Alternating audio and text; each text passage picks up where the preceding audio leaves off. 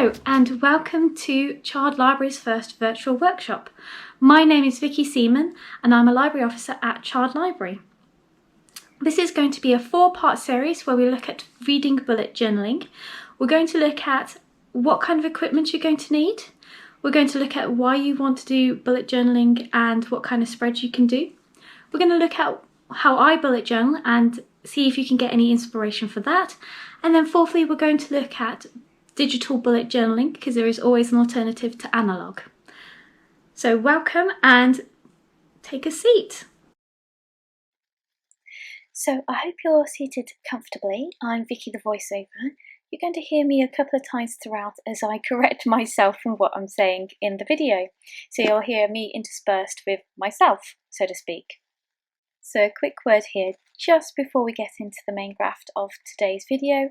That is to say, I do refer to the reading bullet journal as a bullet journal.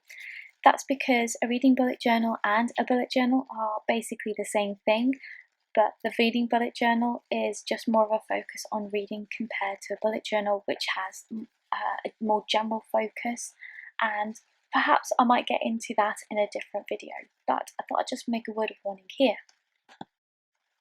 So you want to create a bullet journal but have absolutely no idea where to start.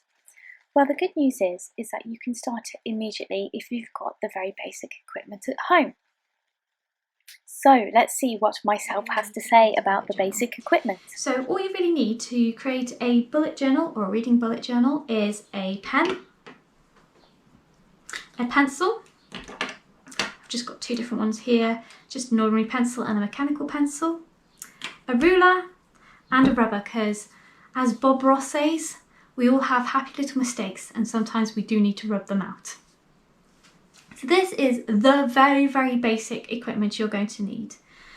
Now, having said this is the basic So I'm back and I hope you enjoyed knowing that you just needed a pen to start. The next set I'm going to show you is what I call the second tier, and that's if you want to take it a little bit further and you feel confident in taking the steps into making your bullet journal pop. So before we just jump into the exciting instalment as to what's next, I just thought I'd also warn you that you don't actually have to have any of the equipment I'm going to show you. It's entirely up to you what options you decide to take, but I just wanted to show you all the different ideas that you could use, and in fact I don't actually show everything you could use. Too many uses in there, but you get the drift. So we're on the second tier. Let's see what myself has to say about that. I'm just going to move these ones out of the way and add what I call a secondary level in pencil crayons. And this is why I said you could probably raise your kids' pencil cases. Pencil crayons are fantastically versatile and they are so cheap. You can get a really cheap packet from Poundland, B&M, Tesco's, your local supermarket, wherever you want to get them, and they are so useful for adding that pop of colour. Now, having said that, something else that's very, very versatile is I'm just going to grab a couple of different colours so you can see different range. These are, I suppose, the one man up to ordinary pencil crayons, and these are watercolour pencils. These are also fantastically versatile like the ordinary pencil crayons, but with an added depth that you can use them as if they're watercolours. So I thought I'd reinsert myself here as I did neglect to mention a couple of things when recording the video. Now, watercolour pencils are again very versatile, very similar to the pencil crayons, but you can do a couple of extra things with them and I thought I'd mention it. So you can either use the watercolour pencil crayons as ordinary pencil crayons if you wanted to, or you can activate the watercolour pigment within these crayons, and that's really easy to do again. You can either just colour in the picture and then wet the whole thing with a brush. Just be warned, it does mingle together, so just paint each colour separately. Or you can wet the tip of the brush and take the pigment off the pencil itself by just rubbing the brush on the end of the pencil. Or you could even wet the end of the pencil and use it as a paintbrush itself. I don't tend to do that myself because I tend to make a decision right at the very end, so I just colour it in and then activate with the water. So I just thought I'd give you that little bit of information. So while I'm here, I might as well introduce the next little set on our second tier, and you'll be happy to know these are really easy to get hold of as well. So next on my list of things to show you are pens. So I'm going to show you several different kinds and several different price ranges. So I'm going to start with the very, very cheap kind. So these are ones I've actually found in the works. They were a pack of 36 and actually they weren't badly priced. As you can see, there's lots of different colours. I do have lots more, but I didn't want to overwhelm you with too many different ones. They are fantastic. They are fine liners, so I'm going to just put that there. So I'm going to show you that they are very, very thin and they're really easy to use. They are absolutely fabulous for, again, versatility. I will say that some of them do bleed through the paper, so if you don't like having ghosting on the other side, just be aware of that. And to be honest, that is the same with any kind of pen other than, I think, a ballpoint pen, but hey ho. So the next one up that I wanted to show you is the Staedtler fine liners. These are slightly more expensive, but they also are very, very similar to the nice cheap works pens. Really good to use. I use them a lot. In fact, I am very low on these because I've used them all up. The last set I just want to show you with the fine liner kind of situation is one that, again, I also use quite a lot, but these come with a warning. These are Papermate flares. They are fantastic. I love the colours and I've used them in several different bullet journal spreads and they just get the job done. They do go through like all the other pens. And the other thing that I do want to mention with these is they are not archival, which basically means that they will fade very, very quickly. In fact, I did do a spread in the last year or so where I did them and I left the spread actually out in the sun and I came back home and it had actually faded. It was very interesting because it kind of gave it an oldie-worldy feel, which I left in the end because it was quite nice to do. But if you don't want it to fade, don't use the flares. However, if you're just using it as a short-term thing, these are absolutely fine. And as I said, fantastic colours. In fact, I don't actually like pink, but I do find I tend to use the pink quite a lot in this because it's so lush and vibrant. Now with these kind of pens, I know I said these were the last ones, but actually I just wanted to add a couple more pens to the list. And I'm talking about these as a separate set because I use these as what I call highlighters. And they're not actual highlighter pens, but they are worth having if you're gonna do a simple thing, even like a circle, and you just want to give it a little bit of zhuzhing, as a friend of mine says. But they're really useful to have. So I tend to have a gold and silver gel pen. I also tend to have white gel pens. I seem to have accumulated two. They are both really good. I especially like my little, what do we call it? Signo Uniball. It's fantastic to draw over watercolour paint with, to give it a bit of pop and highlight. I also do use the Sharpie Gold and Staedtler Silver. Now with those two especially, I do give a warning, they do go through an awful lot and I am very discerning with the use of the gold and silver pens, especially those ones, because they just you can overwhelm. But again, really worth having if you just want to have that nice little pop of colour. So moving on from... So we're kind of on what I call the second tier really, and that is stuff that genuinely you really don't need. It's just a little bit extra, but boy does it help sometimes to have these extras. So we're going to start off with our washi tape. Is again really cheap, really versatile to use, and it's really easy to get it off the page as well. So if you do make a mistake, you can gently pull it off and re-stick it back down again. As you can see, I only have a very small collection. You don't actually need a lot to make your layout stand out, but it's really nice to have something that you don't have to draw or take ages with. It's so easy. In fact, It's so easy to use and so very cheap. I've got several of these from Poundland. In fact, this lovely bluey sparkly one that I use quite a lot of, that was from Poundland. These I got from Lidl's, which is very strange to say, and these ones were gifts from other people. I really do like using the thin ones, especially with different rainbow colours, because again, if I decide to do, say, the colour yellow as a theme for the month, I like to use yellow washi tape to just highlight different things, and we'll get to that further on as to what you can use different washi tape for. Oh, I meant to mention also, hiding is a little Tipex pocket mouse for when you need to correct a mistake. I kind of don't mind having slightly ugly scratching outs, but sometimes you kind of need it just to be slightly neater. So I do use one occasionally. Okay, so we also have alpha stamps, as they're called, or alphabet stamps. Again, very, very easy to use. You can just grab whatever, if you're going to do, say, like September, you can grab all the September ones, quickly ink it and stamp it, and that just gives something slightly more than just writing it out in your own handwriting. I don't know about you, but sometimes I find my own handwriting really boring, and especially if I'm in a rush, it's all really weird and squidgy and it just doesn't turn out great. So this is great if I just want to just stamp single words, or if I want to stamp in a month, I can do Monday, Tuesday, Wednesday, Thursday, Friday just with the letters. And you can do it in different colours as well.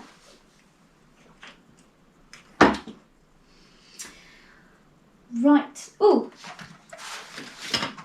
I'm going to show you another easy idea that you can use. You can use stickers in your bullet journal, and especially with when you have big ones like this, and just double check to see if, say, the background is sticky as well.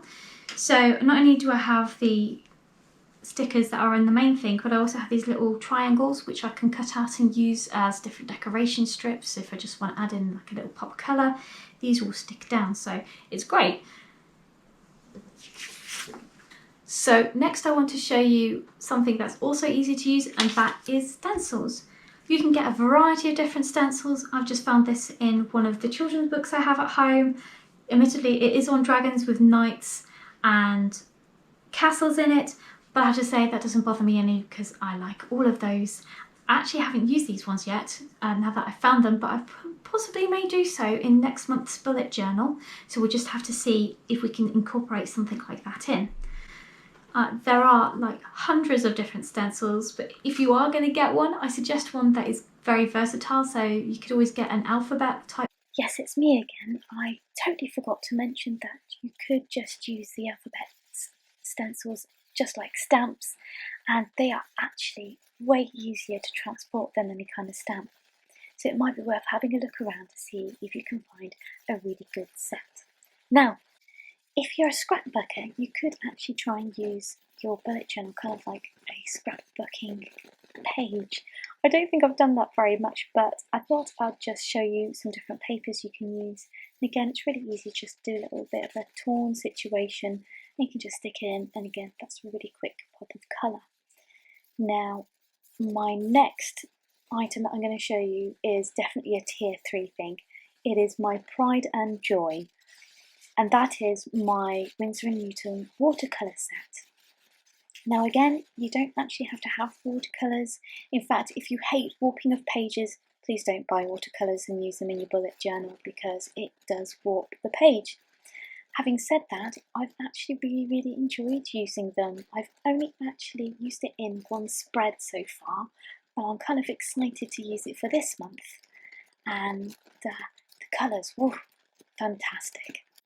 So with the watercolours, I just wanted to mention that it will again warp the page if you use quite a lot of it, and sometimes can again bleed through depending on the type of page you're using. So just be aware of that if you're going to be using watercolours. Now I thought I'd just mention while you're gazing at the beautiful watercolours that with bullet journaling, if you decide to use all different kinds of media, including sticking things in, this will warp your notebook. Now, if you're one of those people who want it absolutely pristine and you don't want any warping, then I don't suggest you use most of these products that I have mentioned. However, if you're anything like me and get excited when you see a battered and worn notebook, thinking what mysteries could there be inside it, then I wouldn't worry too much. You want to do something slightly different. Now, the last piece of equipment other than notebooks that you could potentially use is a mini printer. You could actually use an ordinary printer as well. I don't actually have one at home, so we won't be showing that very much here because I've got nothing to print. However, I do have this tiny little printer that actually prints out on like Polaroid paper, and I have actually used it a couple of times in my journal when I wanted to show the book I've used in a readathon. So I've just printed it out on paper and I've stuck it in. I feel really, really pleased with the use of that. So that's all the equipment I'm going to show you now, other than the notebooks, which I will show you right now. And actually, I did forget to show you two last things, but I'm quickly inserting it here before we get to the notebooks. Now, these two items are just really cheap, simple things. You don't actually have to have them, but I thought I'd mention it anyway. First is a compass. If you're going to draw circles, we'll get to that later, you'll see why. And the other was my Tombow marker. Sometimes I do like to use a marker pen just to make the line a bit thicker, and it saves me having to have really weird crooked lines. So I just mentioned those before we get to the notebooks. So sorry for that, and we're on to the notebooks now. This time, I promise. Right, we're on the home stretch now, and that is the notebooks. So I'm going to start with what I found again around my house. Please ignore the fact that there's random things written in it. I just wanted to give you examples as to what you could actually use. And the first one I did want to mention, but I don't actually have, you could actually just use a ring binder. Just use an A4 piece of paper and ring binder, and then you can put the piece of paper wherever you like in the ring binder with dividers. So if you're one of those kind of people who really like to have specific things together, then the ring binder is one of the easiest things you can do to use that. So the first one that I'm going to show you that I actually have is this really, really dinky little one. Here's my hand for comparison. I've not got a big hand. So this is like an A6 type one. This is lined. It's really, really nice to have if you do a lot of traveling and you just want something to tuck into your bag. Does mean that you don't do a lot of decoration, I suppose the best way of putting it, but if you are a very minimal person and you just want to keep track of the books you read, or if you're taking part in a readathon and you want to just track where you are in your readathon, this is a really, really simple, easy one to take with you. And again, all you need really is a pen or a pencil, and you can just fill it in. So the next one I wanted to show you after that is the kind of ones that you can find in any cheap shop again. So we're talking about Poundland or Wilkinson's, if you may. And I'll start with the one I prefer.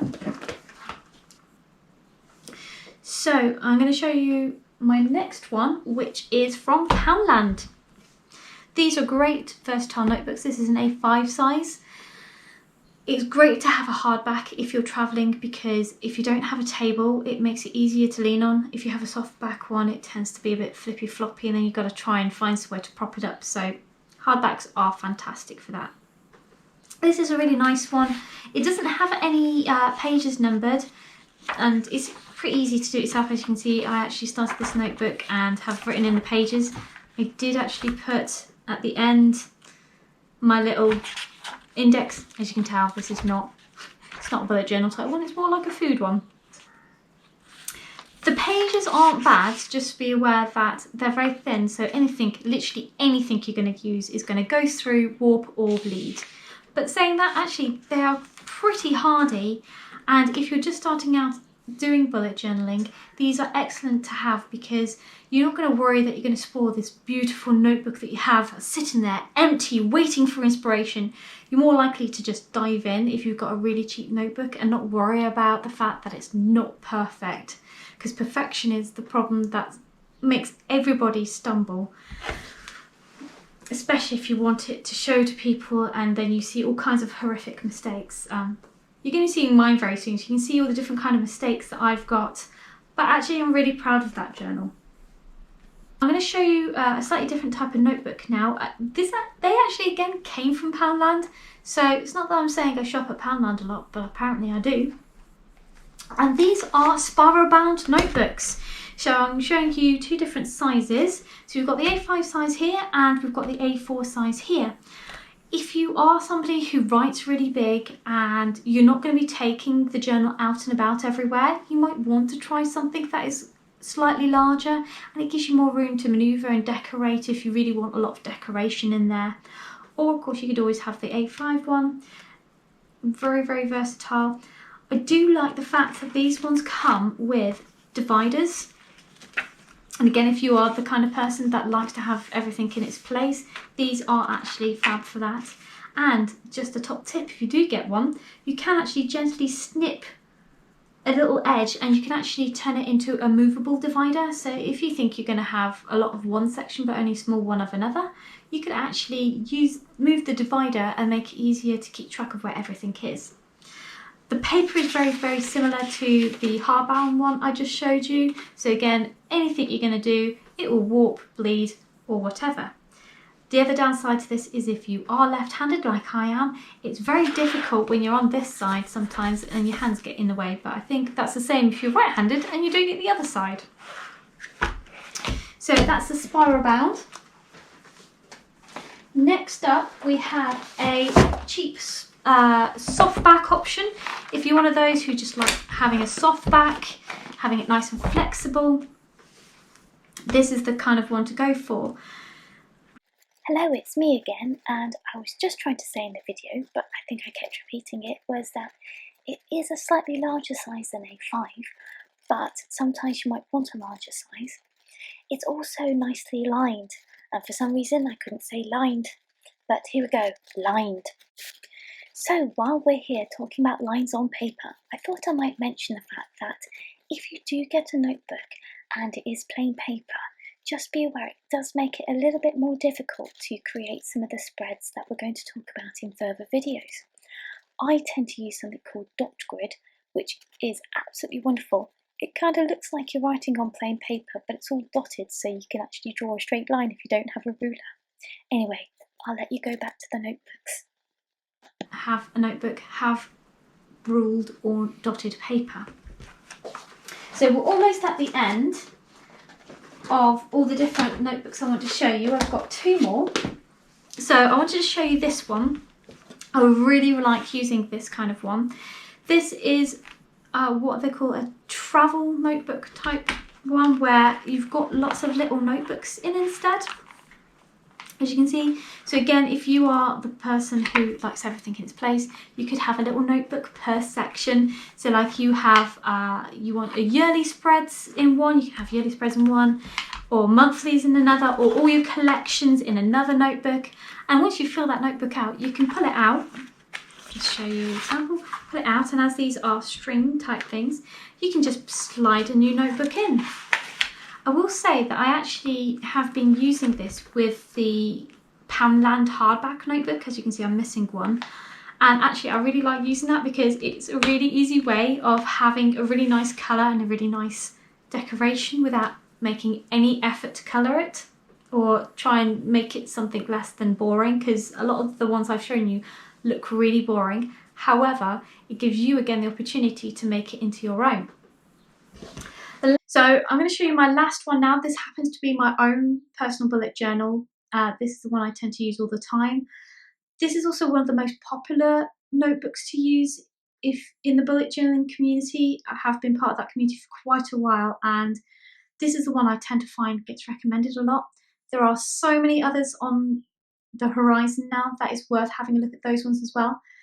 This also happens to be the most expensive one that I have, so I'm just going to pop it in the middle.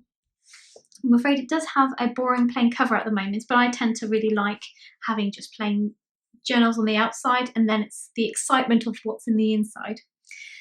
This is called a Leichtern 1917 notebook. And one of the well, there's many reasons why I like this. First of all, it has this lovely elastic enclosure, and I can give you an idea to what to use if you want to have that on your notebook if you have a cheaper one. It's dot gridded, so I don't think you're going to see it very well here at all, but trust me on this, it's really dot gridded, and it almost looks like when you're doing your spreads that you haven't got anything at all, which I really like. It's also numbered already, so all you have to do once you've done your spread is you can, oh, spoiler alert, you can write down in the contents page the spread that you're doing. As you can see, I actually don't ever keep my contents page up to date, so I've only actually got up to January, where I've actually gone way further than that. The thing is with these ones as well, it is A5 size, but it always seems a bit bigger, and the paper quality is really good as well, but I will say that it will bleed. The best way to check anything is, do I have one at the back? No, I don't for this one. But I do tend to do a pen test at the very back to see what will happen to the pen. So just remember when you're picking your journal and then you're checking, just do a little page saying pen examples and you can see how it bleeds through. So we've reached the end of the first part of our virtual workshop. We hope you've enjoyed it and you don't feel too overwhelmed at the moment. Don't forget, if you feel like that's way too much information, all you actually need to create your bullet journal is a notebook and a pen. And talking about pens, in the next part of our video, if you want to grab a pen and a piece of paper, we're going to be doing a quick writing exercise. Don't worry, it won't take long. But if you do forget, don't worry, I'll remind you in the next video. Also, just so you know, in the description below, there will be a link to a handout for today's video, so you don't have to try and write down everything and remember it. See you next time!